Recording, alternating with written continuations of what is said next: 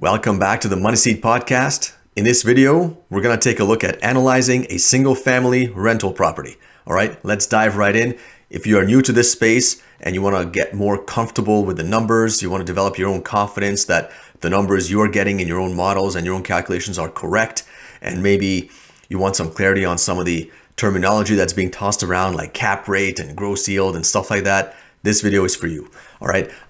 A great resource, and I strongly recommend everyone spend a lot of time on this site, is Roofstock. So Roofstock is a place where people can buy and sell rental properties. Most of the properties on the site tend to be single families, and Roofstock is amazing in how they analyze the numbers and they allow you to actually tweak the models live. So let's check it out. There's a whole bunch of houses here, so I thought, you know what, let's just look at the second one here on the list. I mean, it's as good as any. Again, this video is not sponsored by anyone. It's certainly not sponsored by Roofstock. I picked Roofstock because I like the website and I love how they explain all the details. I'm not making any recommendations on what to buy or not to buy. I'm not making a judgment on whether this particular house is a good investment or a bad one. Let's just dive right into the numbers, right? So basically, here's the property.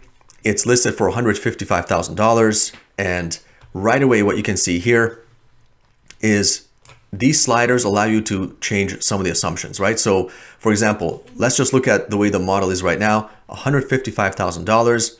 If you were to pay this right now with a mortgage with a 20% down payment, Roofstock estimates the rent to be $1,249 a month for this type of property with this many bedrooms, bathrooms, etc. in this particular city in Georgia.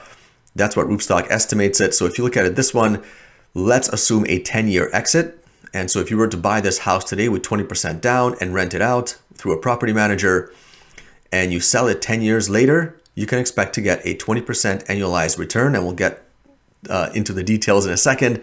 The cap rate on this property is 6.4%. Gross yield is 9.7%. And the cash flow in the first year is only $300 for the whole year. And right now the appreciation in this model is 5.7. Again, they have a bunch of balloons here. You can hover over it. You know, how did they get this number? This is an assumption that Roofstock makes. It's based on this current area. It's based on the historic 5-year and historic 10-year appreciation in this particular area for this neighborhood, for this type of a house. And, you know, I'm not going to sit here and say it's correct or incorrect, or I think it's too high or too low. It's the number they have. And this is the model as it stands. So right now, this is giving you a 20% return. I would say out of all these numbers, the two numbers you want to keep an eye on are annualized return and cap rate. Those are the two important things, and of course cash flow as well. But when I look at a property, that's what I first look at, is what is this annualized number? I want this to be at least 15. So if I'm going to invest in a single family or a duplex or something, I want at least a 15% return. This return is a combination of cash flow and appreciation and equity pay down, right? It's your total return after you've held a property for 5 or 10 years and you exit the property, or you refinancing at cash out. So this is the total return you're going to get. The cash flow tells you how much cash you're going to see in your account, right? And obviously in a perfect world, you want lots of cash flow and you want a high annualized return. So notice how right now I can change these assumptions. Like for example, what if I want to put 30% down, right? You can see right off the bat, the annualized return goes down, right? Because I have to put more cash up front, but it's still the same house collecting the same rent. If I want to put down, say 50% cash, my annualized return goes down to 13%. If I go all the way down and put 100% down, this becomes roughly a 10% return on the property.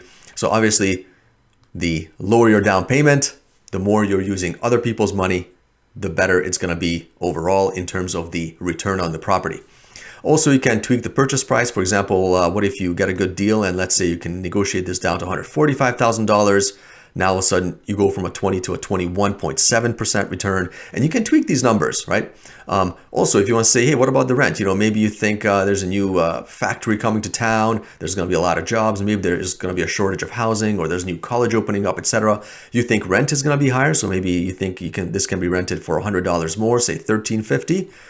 All of a sudden that pushes you to 22% instead of 20, right?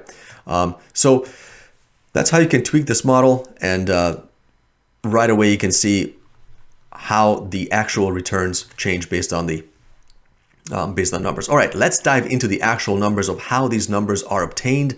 That is the real meat that we want to get into. All right, so if I scroll down here, now you can see here I can tweak things like loan interest rate, closing costs, and down here, this is the real breakdown of exactly all the expenses you're going to see with the property. But first of all, let's start with a simple one, and that is the gross yield. That's the easiest one to calculate. I don't pay a lot of attention to the gross yield. I think there's a lot of detail missing, but all you do with the gross yield is you take the expected rent and you multiply it by 12. And in this case, that becomes $14,988 for the whole year, right? So if it's $14,988 for the year and the purchase price is $155,000, all right, so you can take your calculator. Let me bring it up. No, I had this one. All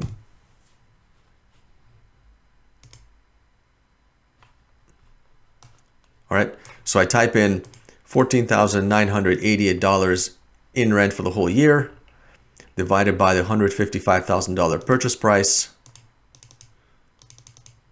All right, and there you see I get 9.7% rounded to the nearest decimal, one decimal place, and there it is. That's the 9.7 gross yield. Again, I don't put a lot of weight into the gross yield, but it does allow you to compare very quickly if you're looking at 3, 4, 5 properties, which one has a higher gross yield, which one's a lower one. All right. The next one is, okay, what happens if after you get this money, you're obviously going to have some expenses, right? So let's look at how much money you get to keep after you pay the absolute like necessary expenses that you absolutely have to pay, such as, for example, vacancy. In this case, they're using a 5% vacancy factor, right? So yes, rent is $14,988 if it's rented 12 months of the year, but you know that it's not always rented, right? If somebody moves out, it's going to take another month or two to get a new tenant in. Maybe that tenant's going to stay 2 years, then it's going to be empty for another month, month and a half as you clean it up and find the next tenant, etc. So you can't assume it's rented every single month of the year all the time. So generally speaking, some people use a 5% vacancy rate. If you want to be conservative, you can use a 10%. In this case, they use a 5%. And so after you account for that, on average, you can say it's going to be about $14,239, right? Then you got to pay property taxes. You got to pay your property manager.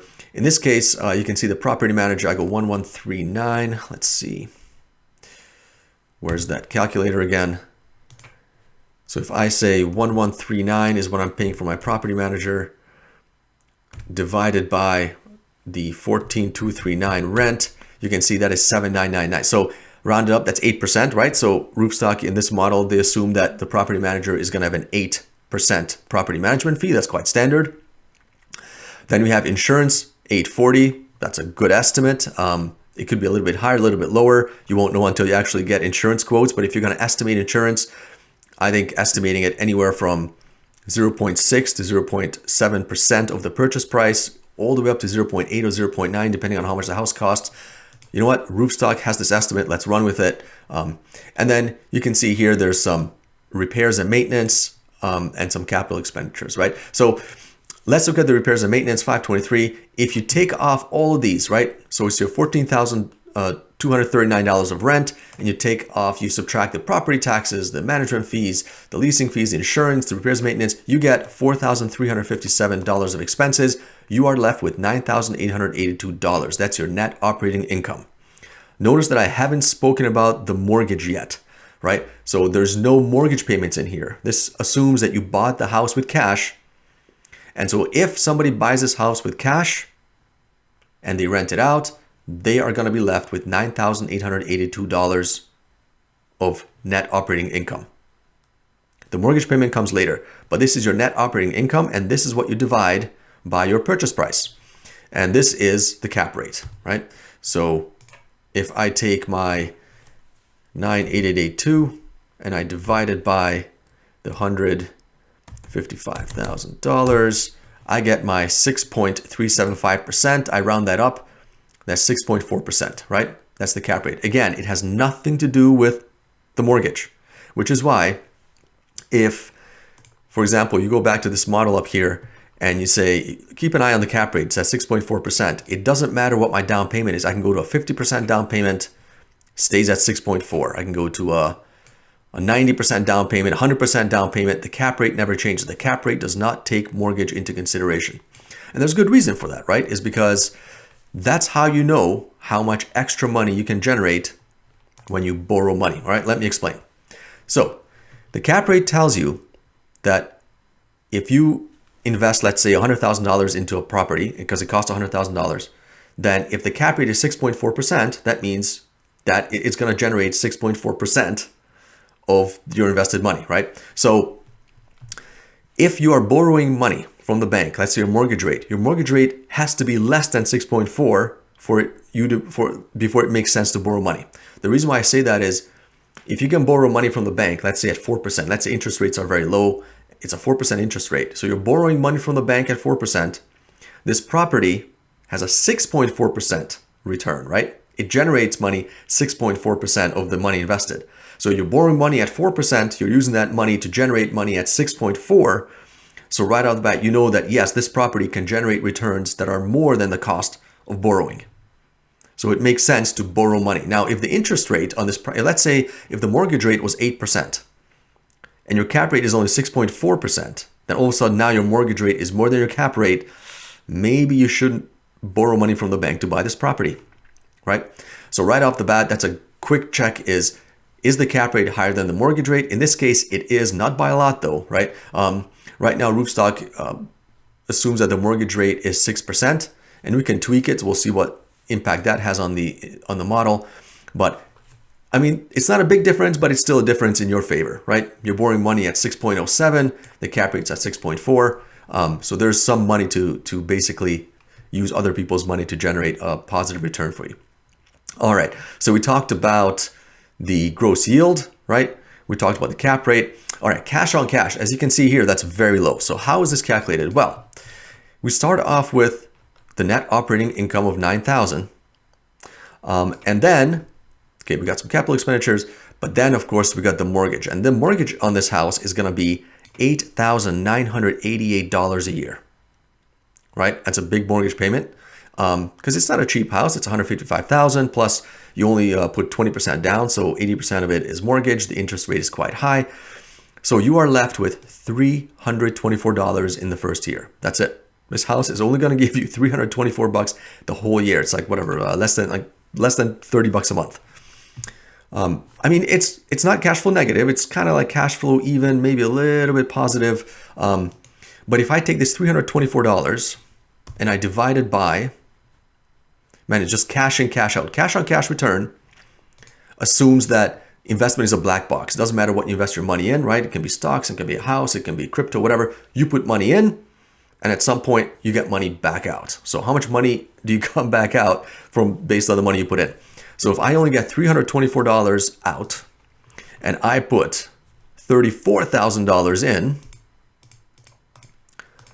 this means that my $34,000 investment is only generating 0.9%. It's not even generating 1%. It's like minimal cash flow. So that isn't very high. I mean, it's not negative, right? There's a lot of rental properties where cash flow is negative. In this case, it's slightly positive. And as you can see, it starts growing, right? Because we're assuming, as you can see here, the rent is growing at 3% a year. So that's why in the first year, it's only generating $324. But as rents increase every single year, because you have a good property manager and you have a good tenant, blah, blah, blah, then all of a sudden by year 5, right? This column is the year 5 column. All of a sudden, you're generating $1,500 a year. By year 10, which is this column, you're generating $3,000 a year. So it's going to generate more and more money each year because your rent is going up, right? Your mortgage payment, as you can see here, that stays the same. That doesn't change. And usually if you're lucky, property taxes, they're going to increase as well, but hopefully not at the same rate as inflation or as rents or something. In some cities, the property tax growth rate lags the investment property growth rate. In some places they don't. But the point is, your annual cash income is going to increase year on year. Your cash flow is going to get better and better. All right.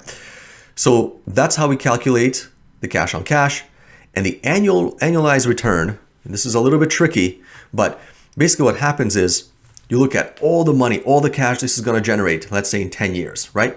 And you're going to generate cash 3 different ways. The first one is just going to be cash flow, right? It's just every year you're making cash flow. Then your second way is going to be appreciation, right? You bought this house for $155,000, right? But after 10 years, right, we're assuming property appreciation of 5.7. So after 10 years, this house is going to be worth $236,000, right? So that difference is money that's yours, that's capital gains. And also you're going to make money because you've been paying down the mortgage for 10 years, right? So you owe less to the bank. So you're building up equity by paying your mortgage down. You're also building up equity because you're appreciating and you got positive cash flow, and cash flow is adding up year on year. If you add up all of that, right? So you get when you add up all three of those, you're going to get $106,000, right? In 10 years. In other words, you put $30,000 into this investment, into this black box. 10 years later, you sell the property and it's going to be $106,900 coming back your way, right? And that's going to be accumulated cash flow and equity pay down and appreciation, all that good stuff. Now, if you were to calculate backwards, you would have to grow this investment 20%, right? In other words, if you were to invest this property, this $34,000 into the stock market, into some amazing, meme stock or something, and that gets you 20% year after year after year after year for 10 years, it would grow to $106,900. So that takes a little bit of mathematical gymnastics to calculate, but the good thing is this calculates it for you. And this is the big numbers. I usually keep an eye on annualized return, cap rate, and cash on cash, right? Cap rate, I compare it to other cap rates in the area, and the cap rate, I compare it to the mortgage rate. And then the cash on cash, personally, I would want this a little bit higher because I need the cash flow. Some people don't need the cash flow, right? So typically what you will see is a house either has high appreciation because it's in a nice property and it's a Class A property and you got really good tenants, blah, blah, blah. But that kind of property is expensive to buy, and so it doesn't cash flow very well. So you either have high appreciation and not a whole lot of cash flow, or you have a lot of cash flow, but the property is like a Class C or Class B property and maybe not the best neighborhoods, etc. And so that's not going to appreciate as much. And so it's usually one or the other. If you get lucky, you can have both. Like in multifamily, you can have both. But let's stick in just the single families here. So this type of investor is someone who says they're in it for the long haul for appreciation and they're not that much concerned about the cash flow. Also, this kind of cash flow, it's kind of modeled out as even, but one small mistake in your assumptions and all of a sudden that cash flow can go negative. Now, this type of property, keep in mind, because it's not generating a whole lot of cash flow, this 20% almost entirely depends on this assumption here for appreciation, right? Almost all the money comes from appreciation and from mortgage paydown. So let's say you're off by a little bit. Let's say this recession is longer than people think, or maybe this property has some factory closures and some job losses, and now there isn't that much demand for rent and housing. And so let's say you're off by 1%. So this appreciation is 4.7, which is still high. It's not gonna, okay, let's say 4.6. Now your annualized return is 17.5, right? You've gone from 20% to 17.5% on your return. Still very good. Let's say if you're way off and this is now, let's say 3% appreciation, now you're at a 12% annualized return, right? So this entire model is based on this appreciation. The reason why I say that is because after you've looked at this type of a model 5, 10, 20, 30 times, you get to learn these just by playing around with the model, that if you don't have a lot of cash flow, then appreciation becomes extremely important, that you have some good data and some high confidence that your appreciation assumption is really good, because that's going to be key. If you would have a lot of cash flow from this property, then you could afford to be wrong on the appreciation because it's not going to have that much of an effect. If you want to visualize this, there's a good visualization here. If I look at this chart here, overview, there we go. So for example, look at year 10, like year 1. Now this little blue line on the bottom, that's your money from all the cash flow accumulating, right? And then you have appreciation and equity pay down. And so you can see here, most of the money comes from this middle bar here, which is appreciation, right? That's the 5.7%. The second biggest bar comes from you paying down the mortgage. And this little blue bar here is the actual cash flow.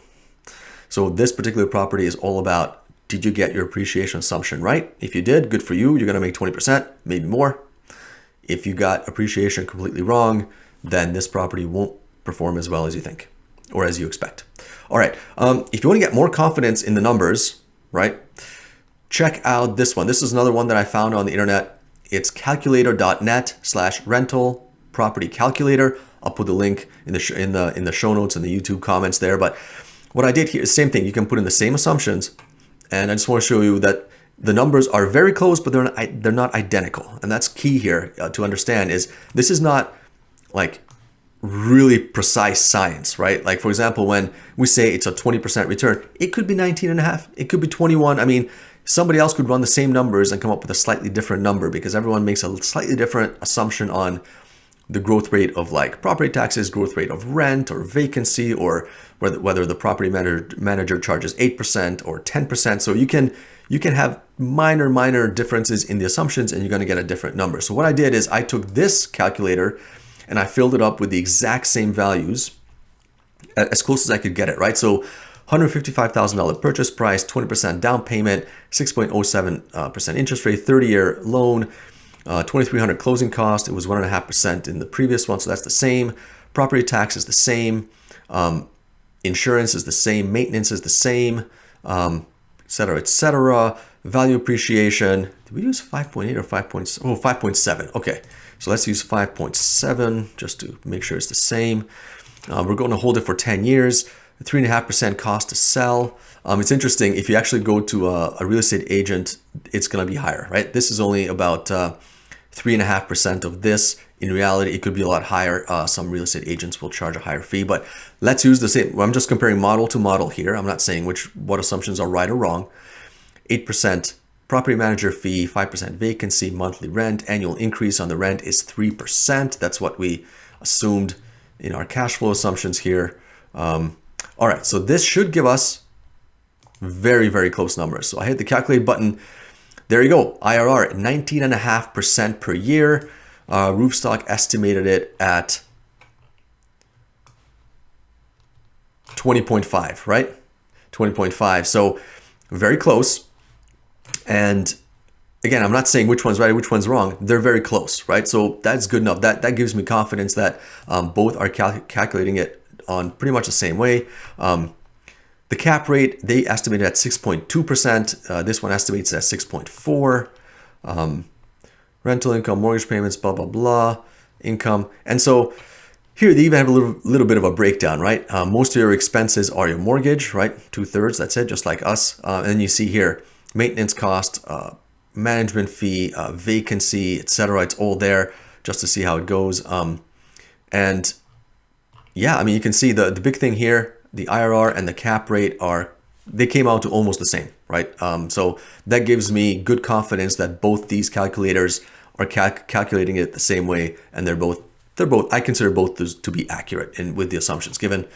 So I would say, yeah, if you're new to this, spend a lot of time on Roofstock, look at the numbers, change the assumptions, see how that changes. This one's another good one. I recommend it.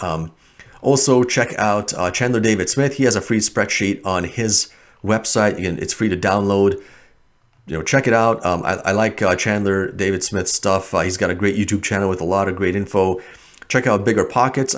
Bigger Pockets also has rental calculators, but I believe you have to be a premium member to access them because they use it for, it actually gives you a report that you can actually give to your investors if you're raising money, etc. But either way, play around with it. I found this particular spreadsheet to be not as sophisticated as these ones, but they will calculate cap rate and IRR in a very similar way. So this is also a good one to use. So there you go. I hope that's helpful. And if you have any questions or comments, drop it in the comments. All right. Let me know. All right. Thanks.